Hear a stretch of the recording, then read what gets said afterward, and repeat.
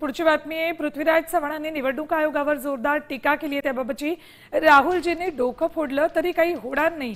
सध्याचा निवडणूक आयोग मोदी सरकारचा असून कोणत्याही तक्रारीकडे ते लक्ष देत नाहीत असा आरोप पृथ्वीराज चव्हाणांनी केलाय।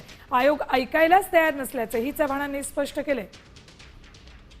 मतभेदाचा मुद्दा काय आहे की निवडणूक आयोग ही सुप्रीम कोर्टासारखी किंवा सर्वोच्च न्यायालयासारखी संस्था आहे, ती कुठल्या सरकारची संस्था नाही। सरकार येतं जातं, पण निवडणूक आयोग हा निपक्षपाती त्यांनी निवडणुका लढवल्या पाहिजे। लोकशाहीला काही अर्थ नाही, आता ते होत नाही।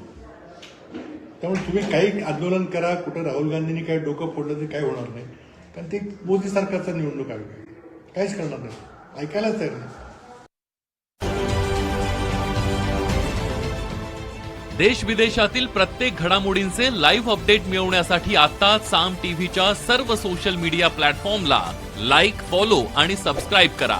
तसंच सर्व नोटिफिकेशनसाठी बेल आयकॉन प्रेस करायला विसरू नका।